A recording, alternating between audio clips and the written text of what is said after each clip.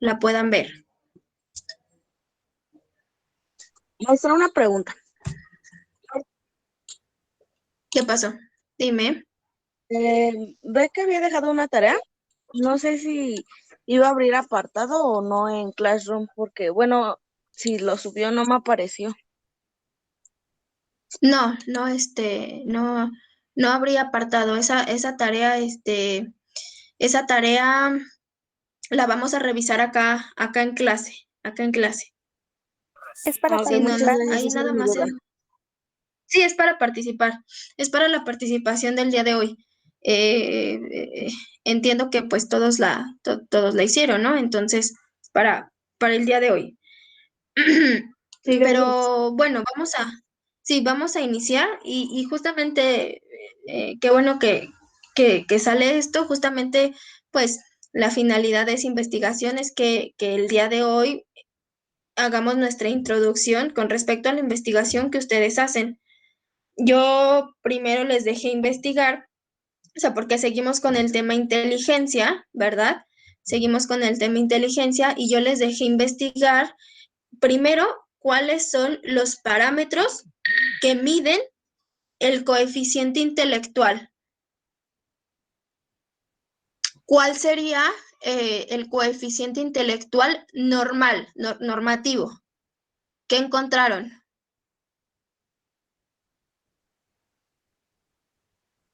No, yo encontré que el coeficiente intelectual normal es de 90 a 109. Ajá. Ajá, yo también que ves el normal o promedio, 90-109. De 90 a 109, ok. ¿Alguien más encontró esta medida? Yo encontré que la medida intelectual establecida es 100. ¿100? Sí, yo también encontré que era 100. Ok, ahí está. Unos dicen de 90 ¿cuánto dijeron los primeros compañeros? ¿De 90 a cuánto? 109, maestra. 90-109. De 90 a 109 y las compañeras dicen 100. Sí, sí, justamente. Bueno, entonces déjenme enviarles un ejemplo y los voy escuchando. Eso sería el coeficiente intelectual, pues al cual la mayoría de las personas, ¿verdad? De nosotros, seres terrenales, accedemos a ese coeficiente intelectual medio, ¿no? Pero ahora, ¿cuánto sería un coeficiente intelectual alto? De 130. De 100. De un De 100, 110. de 110 en adelante, 130 en adelante. Ajá. Ok, qué otra medida encontraron? Dicen por ahí arriba del 110, ya consideramos coeficiente intelectual y estaría rondando entre los 110 a 130. ¿Qué más encontraron?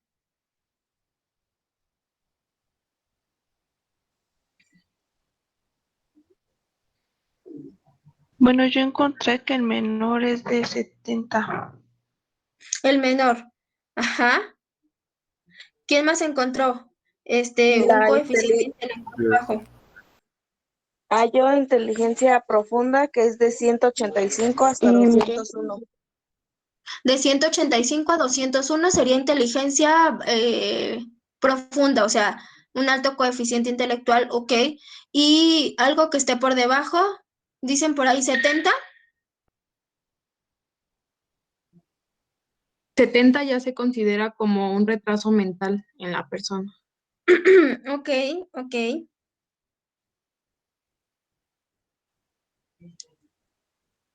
Bien, ¿para qué investigamos esto? ¿Para qué investigamos esto? Seguramente ustedes que ya llevan, no sé si lleven ya investigación. Díganme si ya llevan. No, todavía No, no. maestra. Bueno, cuando ustedes lleven investigación, ustedes van a ver qué es lo que pasa con lo estadístico, ¿no? Ustedes van a visualizar qué es lo que pasa con lo estadístico, con la tendencia que se tiene, pues en cuanto a la dispersión de datos. Entonces, pues acá tenemos algunos ejemplos de cómo es que se estima la inteligencia, pues con respecto a respuestas que a nivel social, a nivel colectivo se tienen. Y yo les decía ayer que dentro de los parámetros de la inteligencia, pues vamos a tomar en general tres cosas. Por un lado, la inteligencia, que es una disposición biológica. Hace ya un tiempo yo leía un artículo en donde argumentaban que entre más preparados, fíjense lo que decía ese artículo, entre más preparados en cuanto a una formación académica se encuentren los padres de un individuo, mayor inteligencia y capacidad para resolución de problemas van a heredar a los pequeños.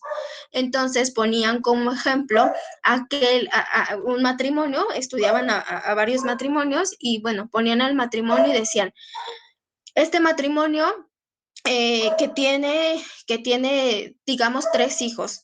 Entonces, el hijo mayor accede digamos, a un grado de inteligencia. Obviamente ellos lo explicaban mejor y más técnico, ¿eh? Ya tiene mucho que lo leí. Entonces decían, bueno, aquel matrimonio que su primer hijo, ¿no? Entonces su primer hijo va a acceder a un grado de inteligencia. ¿Por qué? Porque se adentraron a ver cuando esta pareja tiene a esos hijos, qué grado de estudios tenía y qué capacidades eran a las que accedía. Resulta que tienen al primer hijo en una edad joven, ¿no? En una edad joven, en donde los recursos que se heredan o esta predisposición lo limita un poco en comparación con su segundo hijo.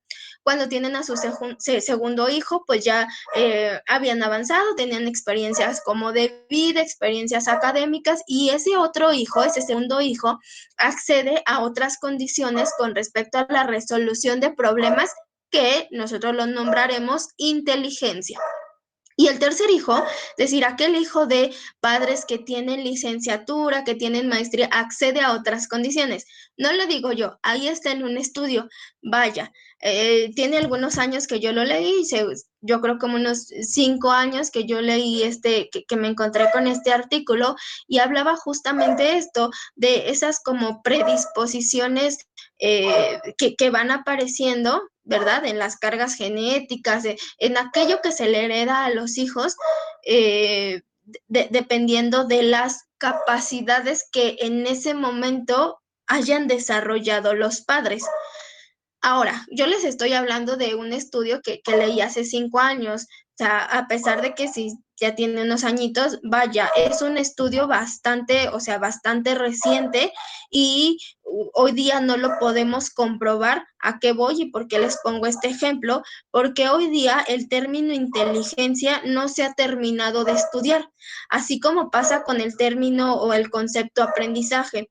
Son conceptos que no se han terminado de estudiar hoy día y que siguen apareciendo nuevas líneas de pensamiento. O sea, el día de hoy yo les platico de una línea de estudio que pues pudiera sonar algo radical, ¿no?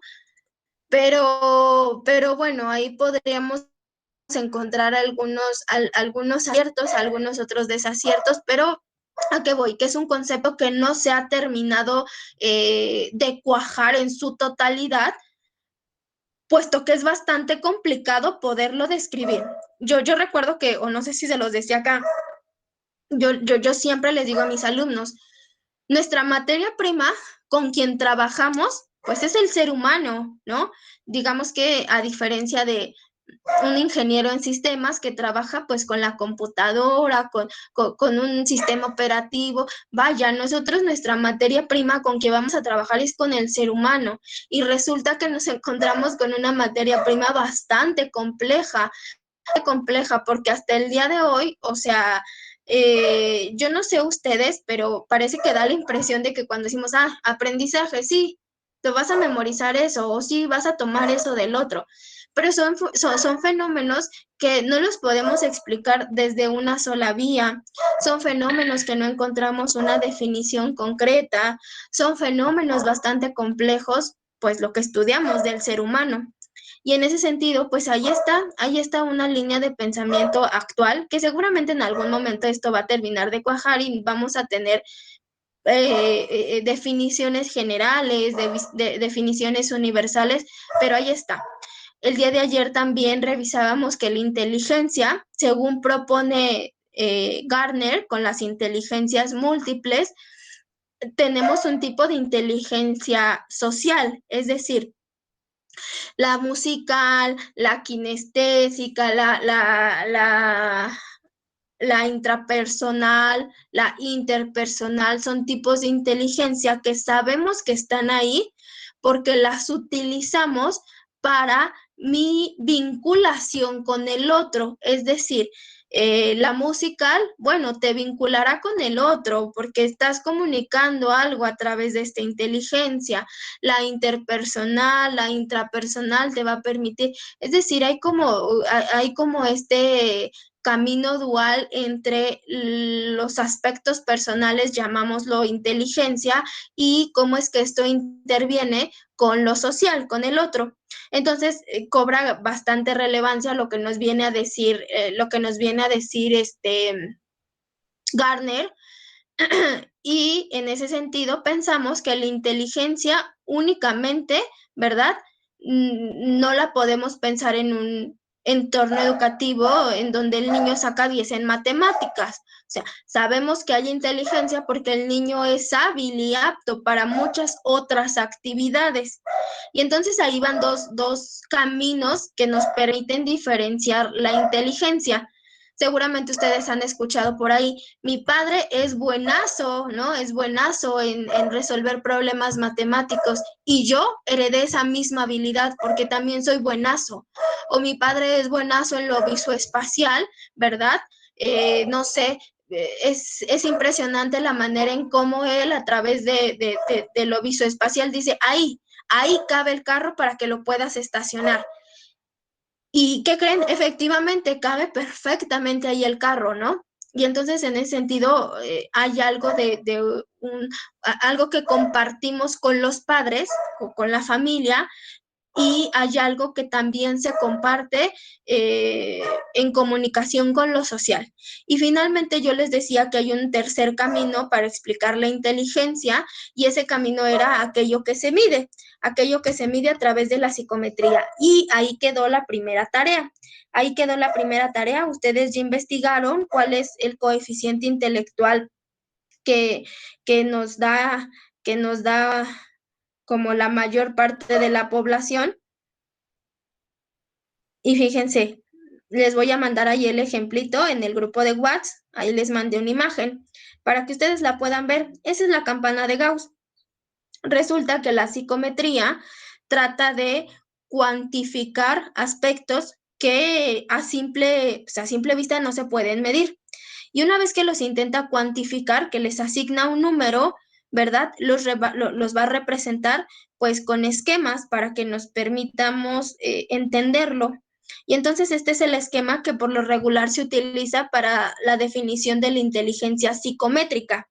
Y ahí está, les mando el ejemplo de la campana de Gauss. Si ustedes la pueden ver, aquel punto alto, ¿verdad? Aquel punto más alto es el punto en donde coinciden la mayor cantidad de personas. Cuando ustedes lleven investigación, ustedes van a saber que hay una media, una mediana y una moda.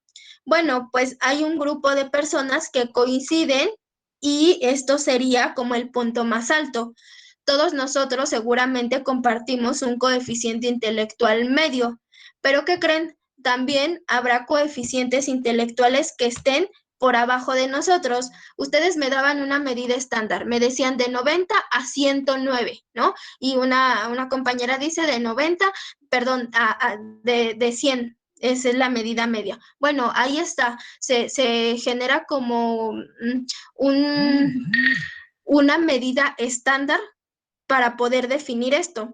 Entonces, seguramente yo por ahí puedo tener un coeficiente intelectual de 100, por ahí Mariana puede tener uno de 110, por ahí 100, y entonces vamos compartiendo, es decir, estamos dentro de la media. ¿Qué es lo que pasa cuando el coeficiente intelectual empieza a dispersarse? Bueno, o puede dispersar hacia la alza o se puede dispersar hacia la baja. Cuando va hacia la alza, bueno, lo encontraremos representado ahí con el número 140. Están ahí en la imagen conmigo, 140. Entonces, ese sería un coeficiente intelectual alto y ahí podremos ubicar a a personas. Yo les decía, por ejemplo, Einstein, ahí lo podemos ubicar. No comparte, ¿verdad?, posición con nosotros, que estamos en el punto más alto, que sería la media, pero él se encontrará situado en el extremo inferior derecho, que va hacia la alza. Cuando encontramos un coeficiente intelectual por debajo de la media y nos pone la compañera la medida que ella encuentra, que es un 70%, o dice la compañera abajo de 90 ya es coeficiente intelectual bajo. Bueno, pues ahí entonces vamos a encontrar que la persona se encontrará situada en el extremo inferior izquierdo, ahí nos marca 90, 80 y 70, y nos dice la compañera, ahí podemos encontrar a una persona con discapacidad intelectual, o ya lo nombra con retraso mental. Ahí está, ahí está. Entonces, la inteligencia, vaya, si a nosotros, si a nosotras, nosotros 3 clasificaciones, coeficiente intelectual bajo, coeficiente intelectual medio y coeficiente intelectual alto, si nos pusieran una problemática para los 3, seguramente la persona con coeficiente intelectual alto lo podría resolver en segundos, es decir, él diría desde su lógica que eso está casi que es una burla para él. Y nosotros tomaríamos algunos minutos para poder resolver dicha problemática, pero llegamos a la solución. Y aquella persona que se encuentra situada del lado izquierdo, que está por debajo de la media, bueno, le costará incluso días o ni siquiera llegar a la respuesta. Y entonces, en ese sentido, vamos evidenciando en qué posición se encuentra la inteligencia. Para eso, repito, hay pruebas específicas y les pedí que me investigaran dos pruebas que miden la inteligencia. Les pedí que investigaran la escala Wechsler y les pedí que me investigaran la prueba de Terman-Merrill. Los escucho. ¿Qué encontraron? Bueno, en la prueba de Wechsler encontré que es una prueba estandarizada que se usa para medir el cociente intelectual de las personas adultas. Se basa en medidas de diferentes capacidades que las personas presentan en distintas áreas, tanto en medidas altas como bajas, tratando de hallar las fortalezas así como las necesidades específicas que una persona puede presentar. Las áreas que se encuentran en esta prueba son comprensión verbal, razonamiento perceptivo, memoria de trabajo, velocidad de procesamiento. ¿También Así otra es. prueba? A ver, ajá. Bueno, la Bueno, otra prueba. No, a ver, hasta ahí, Mariana, ok. perdón. Pensé, hasta ahí para que le demos la oportunidad a alguien más. La otra compañera. Bueno, también encontramos que se divide en 2, que es para los adultos y Ajá, para el preescolar. La de ajá. los adultos se llama WARS y Wise, y la de preescolar no lo sé pronunciar, pero es una W, dos, Wipsy, tres varios, WIPSI. Wipsy. Ajá, Y la de los adultos se puede aplicar de los 16 hasta ajá. los 16 años y la del preescolar de los 0 hasta los 6 años. Así es. Ahora, acá nos están diciendo las compañeras que la escala Wechsler una prueba estandarizada, es decir, que en realidad mide lo que tiene que medir y tiene bien claro que está midiendo coeficiente intelectual. Y esta prueba puede ser aplicable en todos los contextos porque ya tiene medidas estándares generales, ¿no? Y entonces, a su vez, esta prueba se divide en 2: la inteligencia que responde al infante y la inteligencia que responde, ¿verdad?, al adulto o al adulto joven incluso. Y entonces ahí está la clasificación. Seguramente ustedes coincidirán conmigo que no es que el infante sea menos inteligente que el adulto. No, no estamos diciendo esto, sino más bien que el infante accede a otra lógica. Cuando hablamos de diferencias, no hablamos que una es menor que otra, únicamente hablamos de puntos de partida diferentes. Eso no hace menos a uno que otro. Luego entonces, la inteligencia que tiene el infante responderá a una lógica diferente a la del adulto. Por eso, esta prueba no puede ser aplicada para toda la población.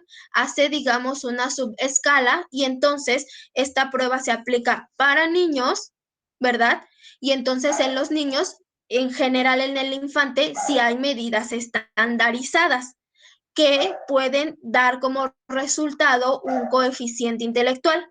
Lo mismo pasará con los adultos, adultos jóvenes. Hay una medida estándar que denota un coeficiente intelectual.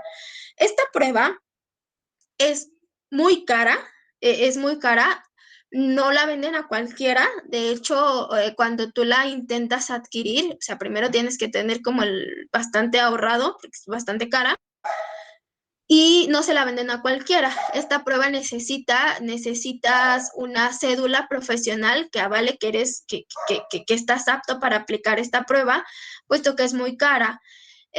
También esta prueba, pues aparte de ser muy cara, cuando tú llevas a una persona para que se la apliquen, bueno, también cobrarás bastante caro, ¿no? Cuando puedes aplicar esta prueba.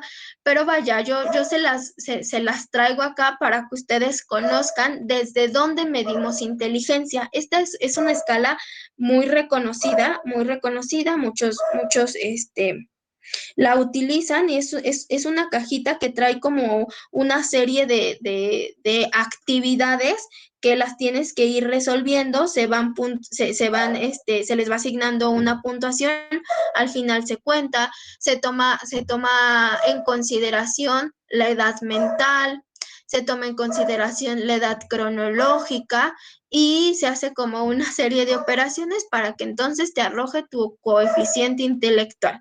Ahí está. Voy a buscar unos ejemplos en imágenes para que ustedes vean de qué consta esta prueba y se los voy mandando al grupo de WhatsApp. Todo esto se va cuantificando, pero los escucho. ¿Alguien más tiene alguna participación de esta prueba? Y si no, para pasar a la siguiente.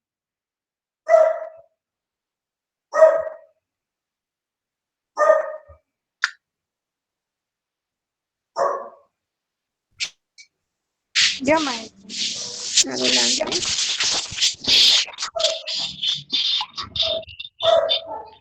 Sí, igual decía que constaba de 15 pruebas, que las 10 principales eran como para medir su inteligencia global y las otras para, ahora sí que sus capacidades, y se dividía en 4, era la comprensión verbal, el razonamiento perceptivo, la memoria de trabajo y la velocidad de procesamiento de la información.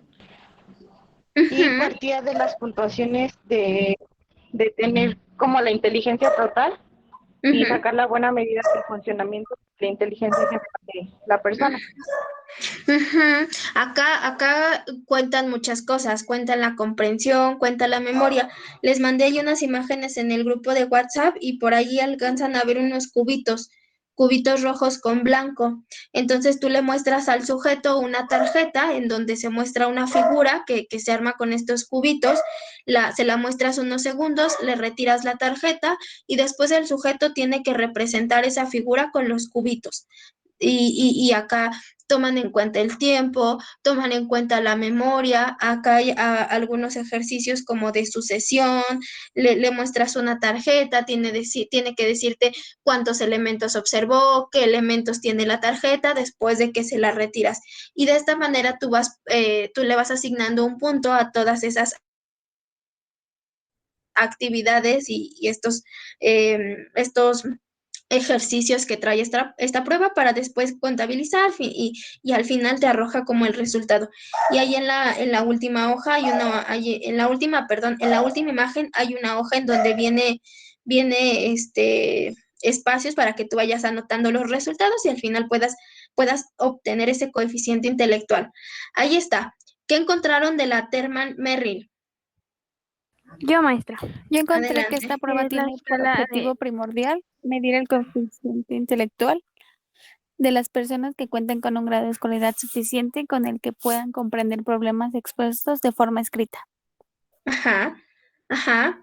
¿Qué más encontraron? Muchas gracias, Yo compañera. encontré que evalúa la inteligencia a través de 6 áreas, que es inteligencia general, conocimiento, razonamiento fluido, razonamiento cuantitativo, proceso visual espacial y memoria de trabajo. Y estas áreas son cubiertas por 10 subtests que incluyen las actividades que miden la inteligencia verbal y la no verbal.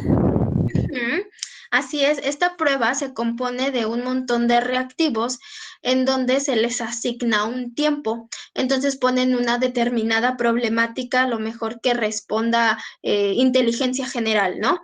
Y entonces el sujeto tiene tanto tiempo para poderla contestar y después aparece la siguiente pregunta y la siguiente y la siguiente. Al final se cuentan como todos los aciertos y se arroja un resultado. Ahora, yo lo estoy explicando como muy fácil, pero en realidad mide muchas áreas del conocimiento, de la resolución de problemas y, bueno, te va a decir si una persona es apta para realizar determinada tarea, ¿sale? Que en general habla de la inteligencia, de cómo es que resolvemos determinadas problemáticas. Y entonces hasta ahí va quedando claro cómo el concepto de inteligencia no se puede definir desde una sola vía. Ya hablamos de la disposición, ya hablamos de la inteligencia social y dejamos abierto un paréntesis porque el día de hoy vamos a hablar de un tipo de inteligencia que responde a este segundo momento y ya ustedes revisaron los números del coeficiente intelectual y las pruebas que ustedes podrían aplicar en determinado momento que quieran medir la inteligencia desde la psicometría. Y entonces, ¿hasta acá vamos bien?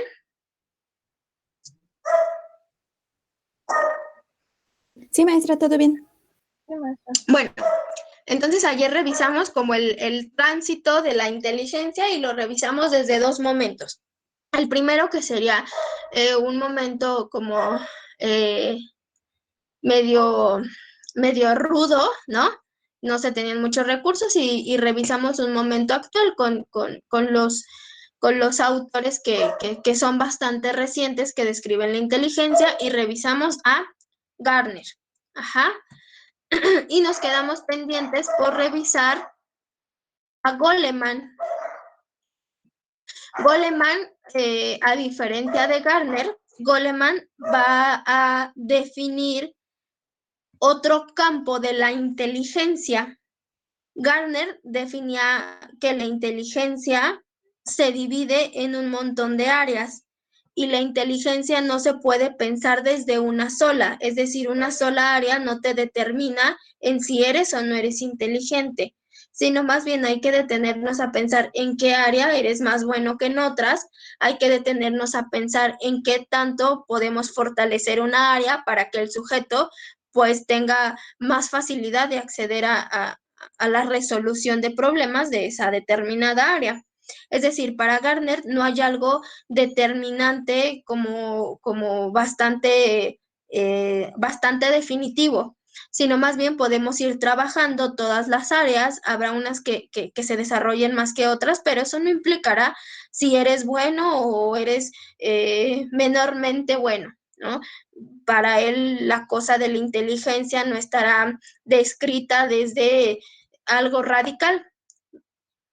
Y después de Gardner aparece este otro autor que es bastante reconocido y es Daniel Goleman. Y Daniel Goleman se va a centrar en describir qué es lo que pasa con la inteligencia, pero con la inteligencia emocional. Es decir, para Daniel Goleman, las emociones, el control de las emociones y la gobernanza que el sujeto va a tener sobre sus emociones van a poder determinar el cómo resuelve ciertos eventos. Y entonces vamos a ir poniendo ejemplos.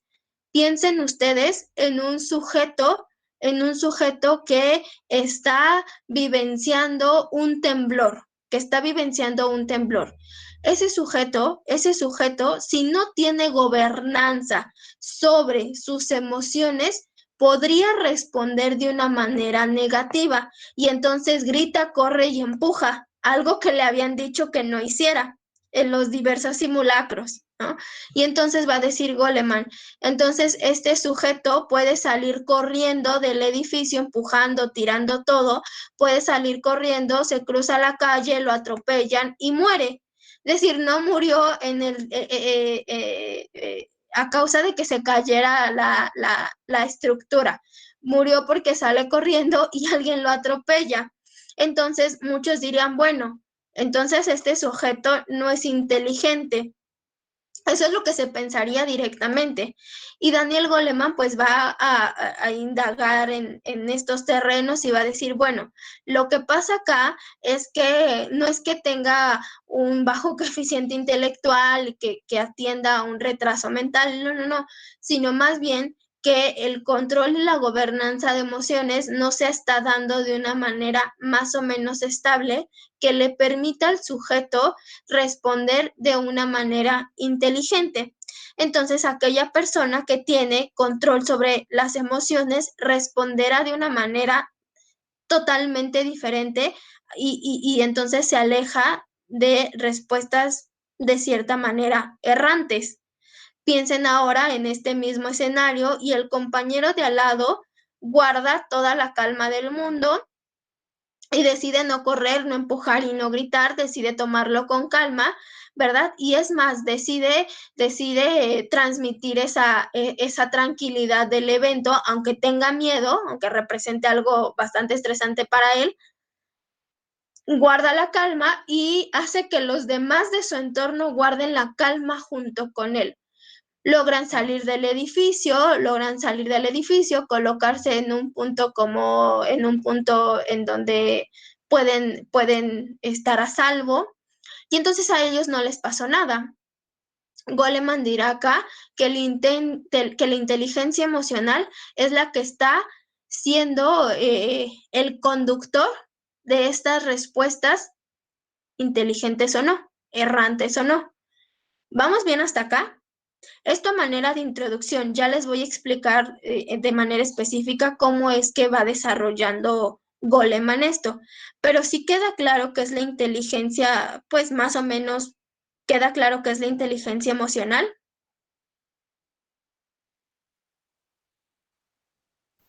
La Sí, maestra. inteligencia emocional, bueno, la va a representar con estas letras IE y es parte de nuestra capacidad cognitiva. Ojo, acá. Daniel Goleman va a equiparar esto con una relación entre la capacidad cognitiva que tiene el sujeto y la respuesta emocional que de cierta manera va de la mano, ¿sale? Ojo acá, muchos seguramente han escuchado esta frase, ¿no? Tienes que hacerlo desde los sentimientos, ¿no? Tienes que hacer las cosas desde los sentimientos, tienes que hacer las cosas desde la intuición. Muchos te dirán esto y muchos otros por el contrario te dirán, no lo hagas desde el sentimiento, hazlo desde la razón. Resuelve las cosas con la cabeza fría. Y digamos que son dos posturas que desprenden de un mismo punto, que sería el sujeto, y que atienden a dos caminos totalmente contrarios. Y entonces aquí aparece como la idea que empieza a contrariar un poco y que dice, ¿qué hacemos? ¿Respondemos desde la emoción o respondemos desde la razón? Ese es un punto bien interesante que si ustedes buscan ahí por ahí entrevistas en YouTube, están bien interesantes porque entonces empiezan a hacer un montón de estudios y dicen, bueno, nosotros las personas, nosotros los seres humanos respondemos desde lo emotivo, desde la emoción o respondemos desde la razón. Resulta, chicos, que, y esto como datos generales, resulta que nosotros, a ver, bueno, primero antes de que les explique, ¿desde dónde creen que respondemos? ¿Desde la emoción o desde la razón? De manera general, Desde la emoción.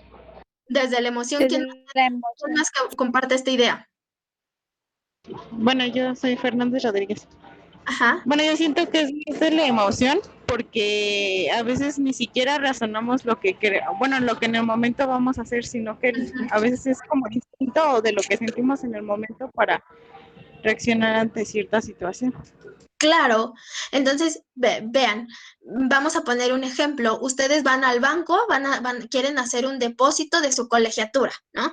Van al banco y resulta que en el banco hay una fila enorme, pero resulta también que el banco está a punto de cerrar. Ya van a ser, son 10 para las 4, ya va a cerrar y se mete una persona enfrente de ustedes. Y entonces ahí desde dónde responden, ¿desde la razón o desde la emoción? Desde la emoción. Desde la emoción porque dicen, hija de tu madre, ¿cómo te metiste si faltan 10 minutos? ¿No? Y entonces en esa pelea ya pasaron los 10 minutos y ni pasó ella ni pasaste tú. No respondiste desde la razón. Hay una respuesta desde la emoción. Y esto se preguntan los teóricos, ¿desde dónde el ser humano responde?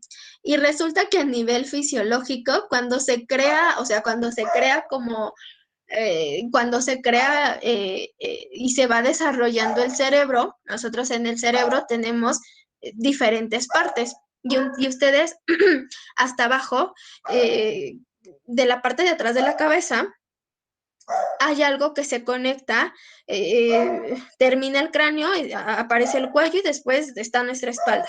Y esa parte de abajo, por dentro, ya de manera interna, pues es parte del cerebro, ¿no? Y eso se le llama cerebelo. Esa parte, digamos que es la parte más antigua que se formó dentro de nuestro cerebro y la compartimos con ciertos animales, es decir, respondemos desde lo instintivo.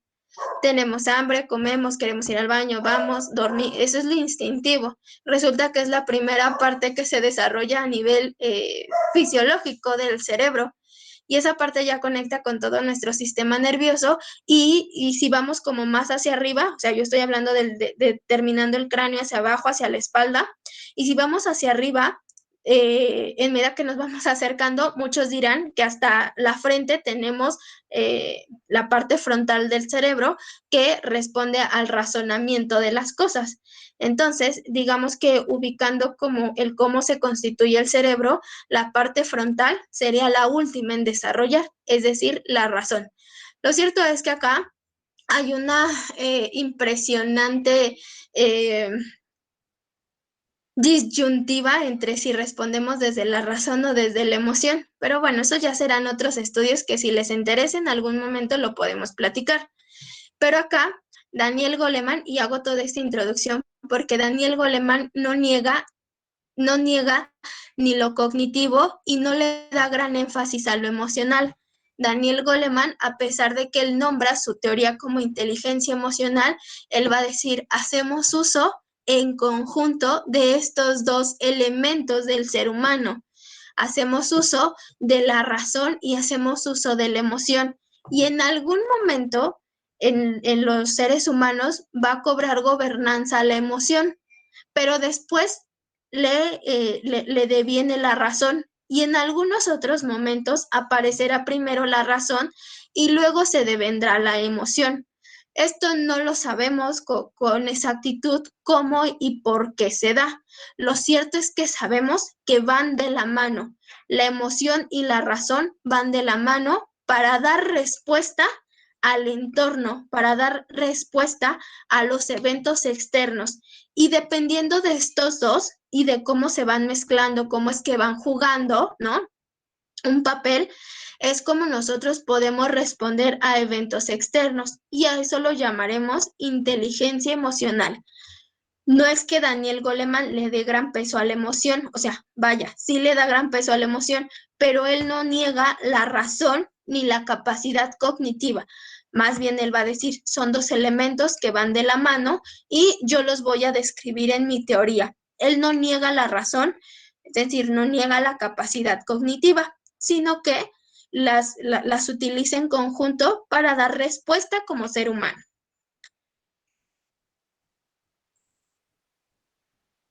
Y dice aquí, él va a definir inteligencia emocional como la capacidad de reconocer, entender y manejar nuestras propias emociones.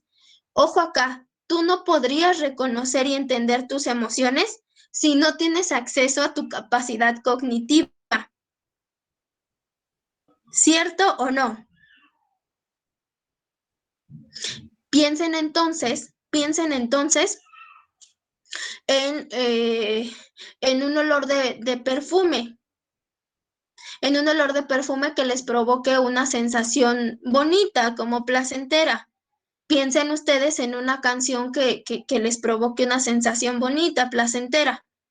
Ustedes no la podrían reconocer, porque ahorita si ustedes están situando este ejemplo, si están reconociendo un olor bonito, si están reconociendo una canción bonita que les genere un sentimiento placentero, seguramente ustedes lo están ligando o con una cosa, o con una persona, o con una fecha. Y eso es parte de su pensamiento y eso es parte de su memoria. Por lo tanto, es parte de la cognición. Por lo tanto, Goleman no niega la cognición. Sí le da énfasis a las emociones porque es a través de las emociones que nos explica, pero se dan cuenta, no podemos reconocer ni entender si no hacemos uso de la cognición. ¿Sí? ¿Vamos bien hasta acá? Sí, maestra. Ok, Maestra. Hey, ok. maestra. Vamos a reconocer, entender las cosas, nuestras emociones, y estas emociones van a influir en las demás personas, en mis demás emociones. Eso es lo que va a decir Goleman. Y en términos prácticos, esto significa que el sujeto, que el ser humano, puede ser consciente de las emociones que se hallan en su comportamiento. No sé ustedes, pero seguramente les ha pasado que en algún momento o bajo un evento estresante, ustedes reaccionan de determinada manera y cuando pasa el tiempo, cuando pasaron los minutos, dicen, ¿por qué me comporté así? No me reconozco, yo no soy así. Es decir, tienes la capacidad de hacer consciente el porqué de tus emociones. Pensemos ahora en un perrito que está enojado, que está estresado y que muerde. ¿Creen ustedes que ese perrito después se va a arrepentir de haber mordido? Es decir, va a ser consciente y decir, ay, ¿por qué mordí a mi dueño? Obviamente Yo no. digo que sí. Bueno, no, porque no aparece un proceso cognitivo. No hay un reconocimiento. ¿Sí? Mi O sea, perro cuando vaya, hace algo malo baja la... si hay reconocimiento del dueño, pero no hay reconocimiento de la acción. O sea, va a quedar algo que quede va a quedar algo dentro de de la conducta. Si muerde, le van a pegar y por eso se va a ver arrepentido, porque le pegaron. Es decir, hay una consecuencia conductual, pero no se va a mostrar arrepentido porque diga, ay, mi dueño me da de comer, no debo de morder a la persona que me da de comer. No, se va a arrepentir por algo conductual, porque esa capacidad no se le atribuye a otro ser vivo más que a los humanos. ¿Sí, compañero?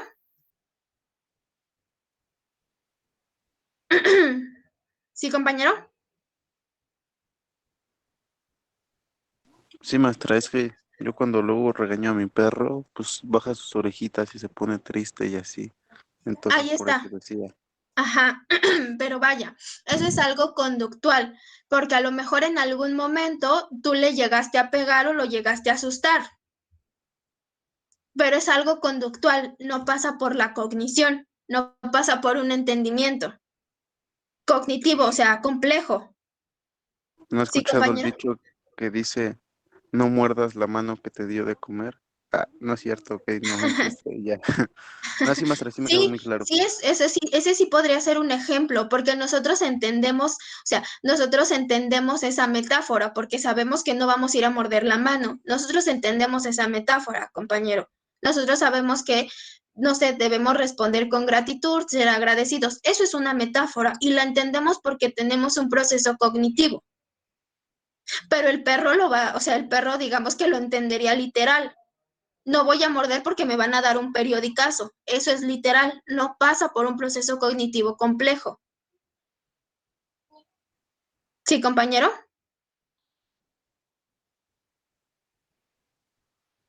Bueno, ¿sí va quedando claro para los demás? Sí, maestra. Bueno, entonces dice acá, comprendemos nuestras emociones, sí, ejercemos influencia sobre nuestras emociones, sí, por supuesto, o ya sea de manera positiva o de manera negativa, pero ejercemos influencia sobre nuestras emociones y sobre todo en cómo respondemos de manera conductual sobre nuestras emociones. Aquella persona que, no sé, imagínense una pelea entre dos individuos y que después el individuo diga es que yo no tengo gobernanza sobre mis emociones. No, claro que la tienes, para Goleman. Claro que tienes gobernanza sobre tus emociones. Resulta que tus emociones son negativas, no positivas. Y entonces tienes gobernanza en tus emociones, pero de manera negativa.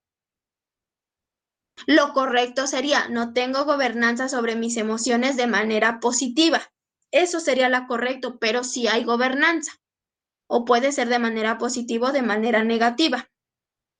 Además, para Goleman era importantísimo poder aprender el cómo manejar estas emociones, tanto con nosotros mismos y con otros, especialmente cuando estamos trabajando bajo presión.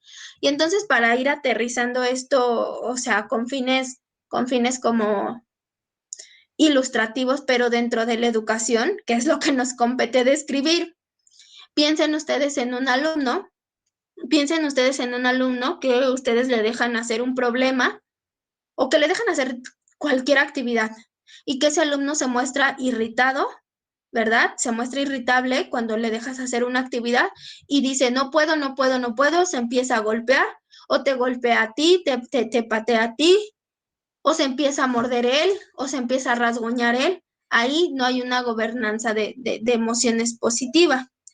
¿Verdad? En especial, Goleman va a poner énfasis en esto para describir qué es lo que pasa con las emociones, para saber que tenemos control sobre ellas y para saber cómo utilizarlas bajo presión. Lo que habría que hacer con ese niño es apuntar a su inteligencia emocional y que ese niño pueda tener un mejor control cuando se encuentre bajo presión y que entonces para cuando tú haces una actividad, ¿verdad? Cuando tú le dejes una actividad, pues no se muestre irritable. ¿Por qué? Porque va a tener como que calmarse y al final del día va a tener que hacer la actividad. Entonces, pues mejor que haga la actividad y que se ahorre todo este pataleo. Al menos eso nos va a ir diciendo Goleman. Hay que estar atentos de nuestras emociones y sobre todo hay que estar atentos cuando estemos bajo presión. Identificar cómo es que respondemos bajo presión. ¿Ok? La capacidad de expresar y controlar nuestras emociones es esencial, pero también lo es nuestra capacidad para comprender, interpretar y responder a nuestras emociones y responder a las emociones de los demás. Seguramente, o no sé si les ha pasado que algún amigo les dice es que me siento triste y me siento culpable y te dice un montón de cosas y para ti es inevitable, ¿verdad? Para ti es inevitable no sentirte triste por tu amigo, ¿sale? Entonces hay que estar atentos de mis propias emociones y reconocer. Y entonces cuando tú llegas a casa, tú estás ahí todo triste o todo irritado y te dicen, pero ¿por qué estás así? No, pues es que no sé, no me pasa nada. No, sí te pasa. Lo que pasa es que acá no puedes comprender tus emociones y no reconoces las de los demás. Resulta que esa emoción negativa era de tu compañero y ya la apropiaste y luego la estás poniendo en práctica con quien no la debe. Entonces, esto va a decir Goleman, hay que saber expresar nuestras emociones. Hay que saber con quién, cómo, cuándo, reconocerlas, hay que economizarlas, ¿sale? Aquella persona que sale estresada del trabajo, que sale enojada, irritada y que llega a casa y le empieza a pegar a los hijos, ¿sale?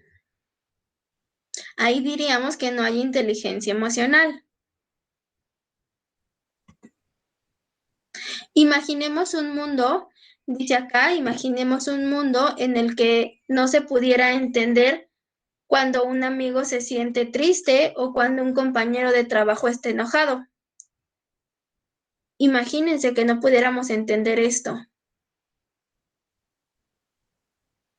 Los psicólogos van a referir a esta capacidad o en su defecto incapacidad como inteligencia emocional. Imagínense cuando ustedes estaban allá en presencial, ¿no? Cuando estaban en clases presenciales y que de pronto llegaba un maestro y alguno de ustedes decía, ay, maestro, ¿viene enojado o qué? ¿Quién lo hizo enojar? ¿Por qué nos está regañando? Tienen esa capacidad de reconocer las emociones de los demás.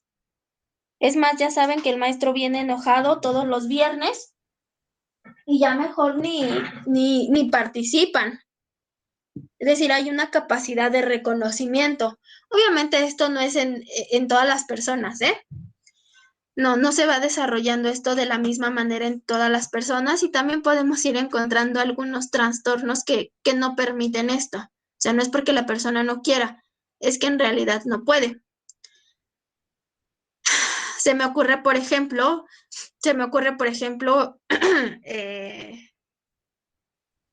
el trastorno de autismo. En el trastorno autista hay una incapacidad para comprender lo que el otro te comunica. Entonces, yo tenía una paciente que tenía diagnóstico, ya estaba diagnosticada con autismo y tenía un montón de conflictos, con sus compañeros porque ella, o sea, ella decía, pero ¿por qué estás enojado? O sea, ¿qué significa eso? No te entiendo. O sus amigas le decían, es que me cortó mi novio, abrázame, dame consejos. Y ella decía, pues, ¿y qué que te cortó? No pasa nada, es una persona. Pues te consigues otro novio. O sea, ella era muy concreta. Ella tenía una dificultad para entender las emociones de los demás y sobre todo, pues, las suyas. Y ahí está como una incapacidad concreta de esto que nos va narrando Goleman, ¿no? Y ella me decía, es que, ¿de qué me sirve darle un abrazo? Eso no le va a solucionar nada. Ahí está un reconocimiento o un poco reconocimiento de las emociones para con los demás. Y dice aquí, percibir las emociones. El primer paso de la comprensión de las emociones es poderlas percibir con precisión. ¿Les ha pasado, por ejemplo, que dice, es que no sé si estoy, o sea, no sé si estoy enojado o no sé si estoy triste? ¿Les ha pasado? Esto lo vemos también mucho en los niños, también lo vemos mucho en los niños, cuando se están riendo, así mucho, mucho, mucho, y de pronto empiezan a llorar.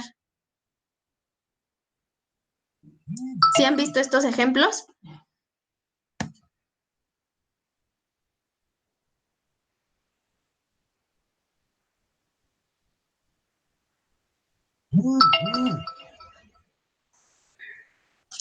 Entonces tenemos que como primer paso comprender las emociones y poderlas percibir.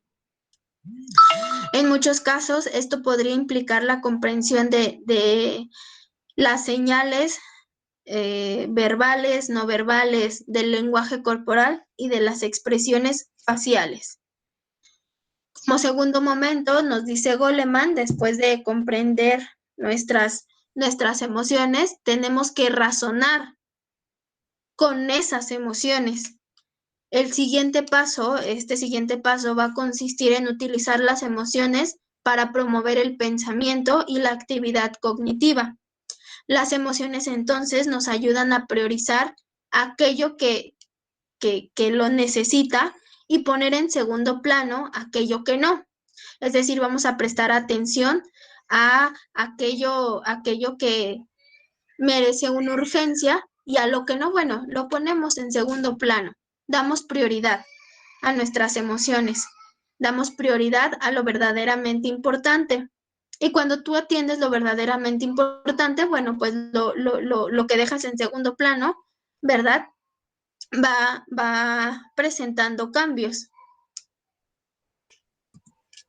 Siguiente, va a decir, hay que, después de percibir nuestras emociones, después de razonar con ellas, las vamos a comprender.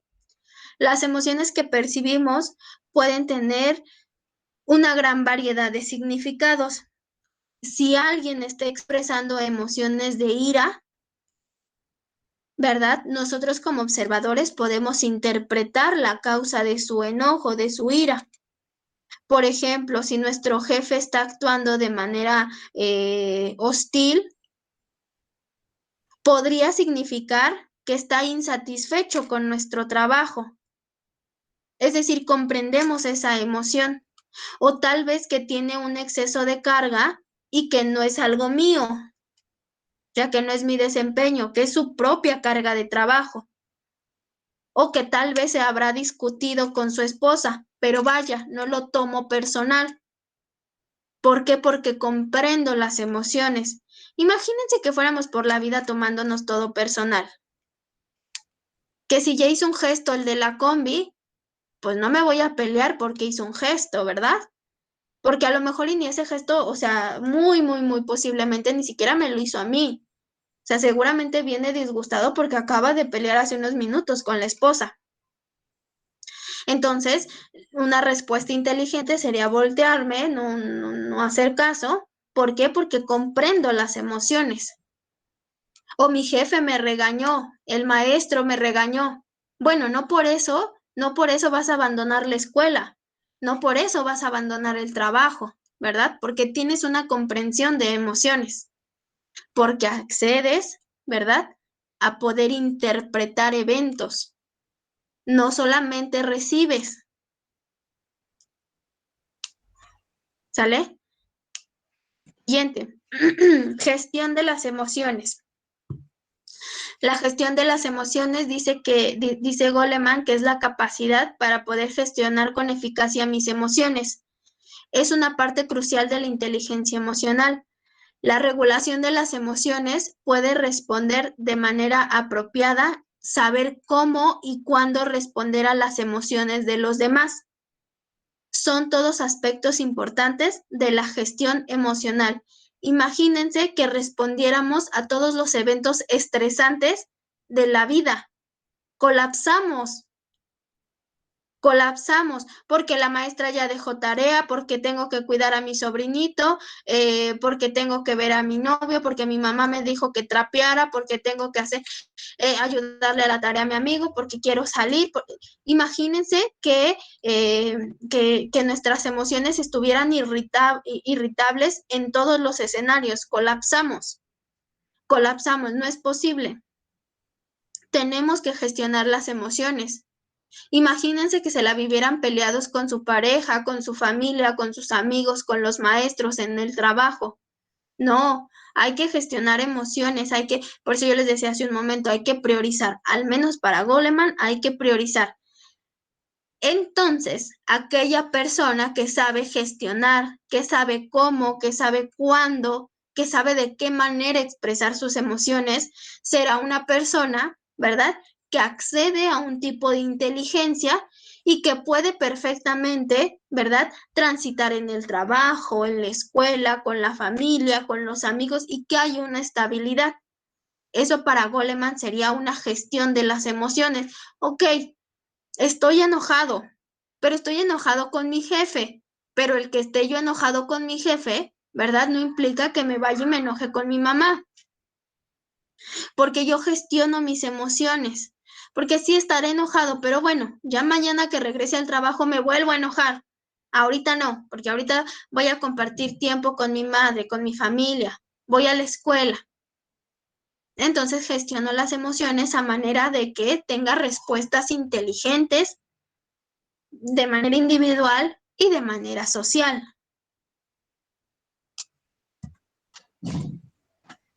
Hasta acá. ¿Hay alguna duda?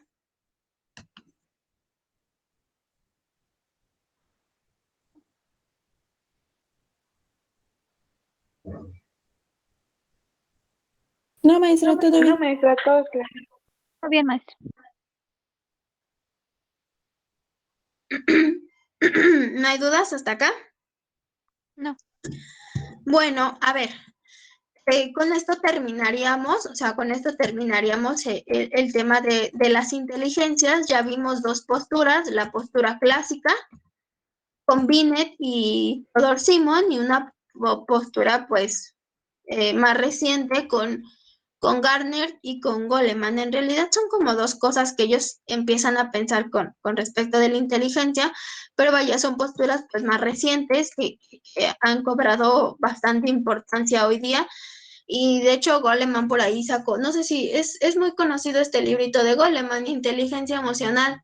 Es uno verde como con un color blanquito, cremita, no sé si lo hayan leído en algún momento. Pero bueno, estas serían como dos posturas, dos momentos de concepción de la inteligencia. Uno, pues ya con tiempo bastante, pues precario, vaya, porque no habían los recursos y hoy día que ya hay pues una definición más amplia, un amplio abanico de cómo se concibe la inteligencia. Pero hasta acá, ¿hay alguna duda con la inteligencia? ¿Hay alguna duda con el pensamiento y con el lenguaje? En general son los conceptos que vimos esta semana, como procesos cognitivos complejos. ¿Dudas?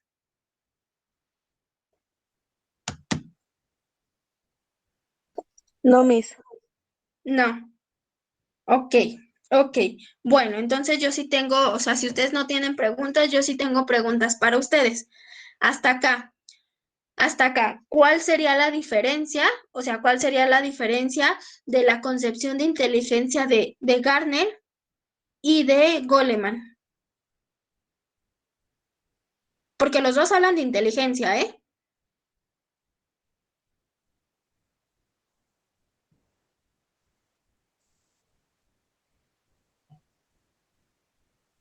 Bueno, para este, yo entendí de que para este Garner van a existir inteligencias diferentes, donde serían 8 tipos y cada persona se va a desarrollar en una sola más y este se pueden seguir avanzando para ser más hábil en esa área.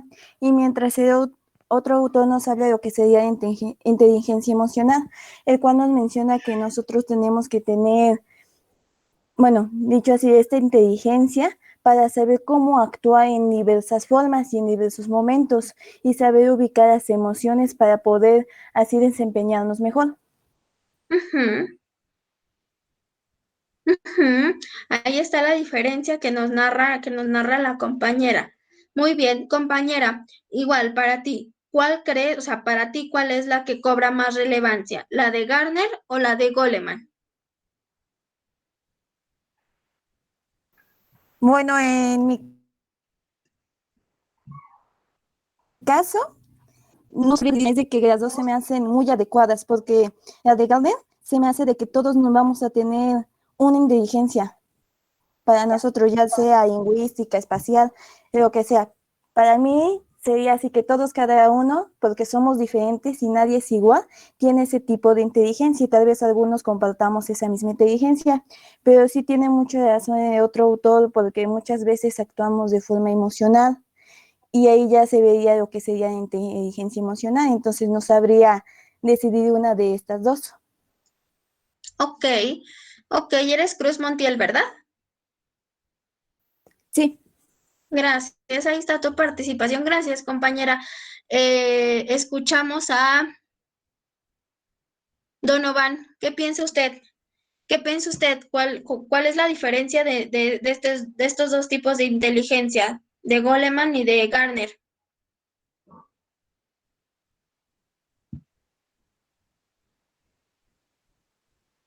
Donovan, porque acá pasó asistencia, ¿eh, Donovan? Sí, espérame. Sí, claro, esperamos.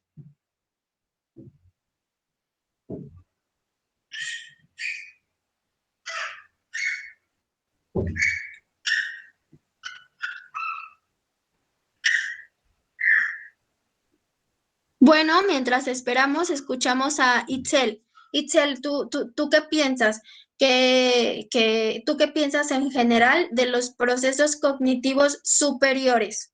¿Serán importantes? ¿No serán importantes? O sea, para ti, ¿cuál cobra más relevancia, el pensamiento, el lenguaje o la inteligencia en su amplia definición? Pues bueno, de los superiores, pues yo digo que los tres son importantes, porque para pensar necesitamos saber de conocimientos, que eso crea la inteligencia. Y para expresar lo que pensamos o lo que tenemos de conocimiento, necesitamos el lenguaje. O sea que para mí los tres van ligados para así llegar a una información, ¿cómo se puede decir? Bueno, para poder informarnos todos y poder hacer varios conceptos de lo que nosotros pensamos y no quedarnos con solo lo que una persona dice. Ok.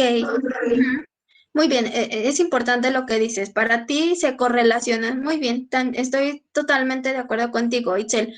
Una última cosa, Itzel. Según Gartner, ¿cuál tipo de inteligencia tienes tú más desarrollada? Pues así, pues como que no defino una en sí todavía. Ok, ¿tú estarías como en varias? Un poquito de todo eso podría decir. Bueno, excepto en la musical.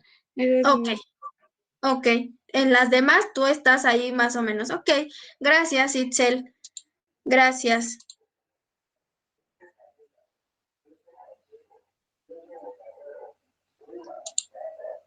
Arturo, ¿usted qué piensa? ¿En qué inteligencia según Gartner está? Justo estaba pensando eso. Por 2. Pues yo me encuentro un poco en la lógica matemática porque pues no sé, nunca se me dificultó a mí eso de las multiplicaciones y ya en la prepa con las derivadas y todo también siempre fui bueno. Y también, y en la interpersonal o intra, ¿cuál es en la que sabe escuchar? A ver, tú mismo, Randy. Una dice intrapersonal y otra interpersonal. O sea, ok. ¿Qué sería lo intrapersonal? Pues que sé, como escuchar a los demás y darles el consejo adecuado. Ajá, ok. Entonces tú estarías en esa. Sí. Ok, gracias, Randy. Donovan, ¿ya estás listo? No.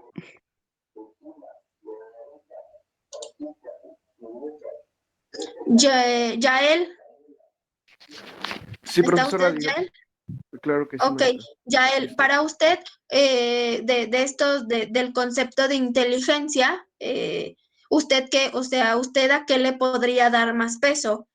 ¿A lo psicométrico con el coeficiente intelectual, a lo social con Garner, con Goleman, o a la predisposición? ¿A cuál le darías más peso? A lo A lo social con social. Goleman, profesora, A sí. lo social con Goleman. En específico, ¿qué te Claro. llama la atención de Goleman? Pues me gustó su teoría que plantea él y más, pues, bueno, yo deduzco que por la sociedad que somos necesitamos más apoyo de sociedad para poder salir adelante todos y no nada más unos cuantos. Ok, para ti todos somos inteligentes desde lo emocional. Claro, sí, maestra, sin Ok, duda. ok, bueno, gracias, Yael. ¿Alguien más quisiera participar?